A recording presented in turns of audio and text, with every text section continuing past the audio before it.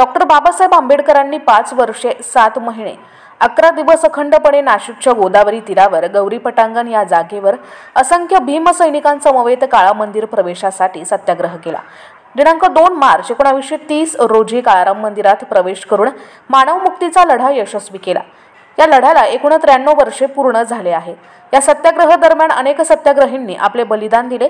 या प्रसंगाचे ऐतिहासिक स्मरण जागृत ठेवून शूर शहीद सत्याग्रहींना अभिवादन करून त्यांच्या स्मृतीची ज्योत अखंडपणे आपल्या हृदयात तेवत ठेवण्यासाठी स्वागताध्यक्ष किशोर घाटे यांच्या संकल्पनेतूनच व नेतृत्वाखाली गेल्या अनेक वर्षापासून गोदावरी तीरी बैल बाजार गौरी पटांगण पंचवटी नाशिक येथे अभिवादन सभेचे आयोजन करीत आहेत। हजारो भीमसैनिक या स्थळी येऊन शूर शहीद सत्याग्रहींना अभिवादन करीत या स्थळाला भूमिपुत्र असे नाव संबोधित करीत आहेत। येथे डॉक्टर बाबासाहेबांची आणि शूर शहीद क्रांतीवीरांची कोनशिला असल्याने विविध जिल्ह्यातून आंबेडकर अनुयायी अभिवादन करण्यासाठी येत असतात। सदर कार्यक्रमास धार्मिक, सामाजिक आणि ऐतिहासिक महत्त्व प्राप्त असल्याने येथे अभिवादन करण्यासाठी हजारोंच्या संख्येने भीमसैनिक उपस्थित असतात। या अभिवादन सभेचे औचित्य साधून कोरोना संक्रमण काळात आपल्या जीवाची पर्वा न करता कोरोना रुग्णांची सेवा करणाऱ्या डॉक्टर, परिचारिका, आरोग्य कर्मचारी, पोलीस कर्मचारी, पत्रकार, साहित्यिक, बौद्धाचार्य, वैद्यकीय सेवा, कलाकार, गायक, सामाजिक कार्यकर्ते, इस्लाम योद्धा व आदी सदर कार्यक्रमात 25 कोरोना योद्धांचा सन्मान चिन्ह देऊन गौरव करण्यात आला। आमदार संजय शिरसाट यांनी यावेळी मनोगत व्यक्त केले।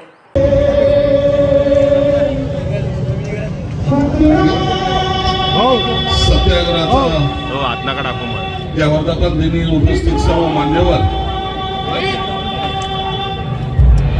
मला किशोरने मागच्या महिन्यामध्ये सांगितलं की आम्ही इथे एक मोठा कार्यक्रम घेतोय आणि तुम्ही आवर्जून यावं। किशोर बोलताना बोलला की मी संभाजीनगरचा आहे, फुलंब्रीचा आहे। लोकांनाही वाटत असं लहान नवीन प्राणी इकडे कुठे आला, परंतु जरी संभाजीनगरचा असला तर माझा आजोळ नाशिक आहे। मग तर नाशिक रोड असेल, नेहरू नगर असेल, उपनगर असेल, गांधीनगर असेल, आंबेडकर नगर असेल, द्वारका असेल, वडाळा असेल, भद्रागाली असेल, मेरी असेल, फार दिंडोरीपर्यंत हे सगळे एरियामध्ये मी लहानाचा मोठा सुद्धा झालेला आहे। आणि मला आनंद या गोष्टीचा होतोय, माझ्या आजोळामध्ये आज मला हा जनसमुदाय पाहायला मिळाला। याला म्हणतात भीमाची कृपा। जे कधी विचारही केला नव्हता, ज्या ठिकाणी कधी येईल असं वाटलं नव्हतं त्या ठिकाणी आलो। अनेक वेळेला असं होतं, आपण सर्वजण, आता मी गायकांना सुद्धा पाहत होतो, स्टेजच्या सर्व जणांना पाहत होतो। ज्या बाबासाहेबांमुळे आज आम्ही सगळं तुम्हाला सुटाकुटात दिसायला लागलो। हातात आमच्याही अंगठ्या आहेत, आमच्या गळ्यातही लाकीड आहेत, परंतु कधी कधी असं वाटतं की आपण त्या बाबासाहेबांना विसरत चाललो की काय। मी गेल्या 38 वर्ष राजकारणामध्ये, मी 10 वर्ष नगरसेवक आहे, 15 वर्ष आमदार आहे, परंतु असा एकही क्षण जात नाही। मी मनातल्या मनात विचार करतो, महाराष्ट्रामध्ये एवढे 288 आमदार आहेत, परंतु संजय शिरसाटचा आवाज लोक टीव्हीवर पाहतात आणि सगळी जर कृपा असेल तर ती डॉक्टर बाबासाहेब आंबेडकरांची आहे। हे कसं विसरताय, हे कसं विसरताय? मी जास्त भाषण करणार नाही, या ठिकाणी सांस्कृतिक कार्यक्रम चांगला चालू आहे। एकदम घटना माझ्या जीवनात ज्या बिंबवल्या गेल्या त्या अत्यंत महत्वाच्या होत्या। लोक म्हणतात शिका, संघटित व संघर्ष करा। बाबासाहेबांनी दिलेला आम्हाला एक मंत्र आहे। माझ्या वडिलांनी, माझा वडील हा एसटी ड्रायव्हर, त्यांनी त्यालाही आणखी सोपं केलं। त्यांनी सांगितलं, संजय ही 5 स्टार हॉटेल कुणासाठी? म्हणलं मला काय माहिती। अरे हे विमान कुणासाठी? म्हणलं मला काय माहिती। अरे येडा, हे आपल्यासाठीच आहे, फक्त जायची ताकद ठेव। बाबासाहेबांनी हे सांगितलं, तू एवढा मोठा हो की लोक तुझ्या समोर झुकले पाहिजे, लोकांना वाटलं पाहिजे होय। आजही समाजातल्या काही लोकांना वाटतं की आम्ही मोठे झालो।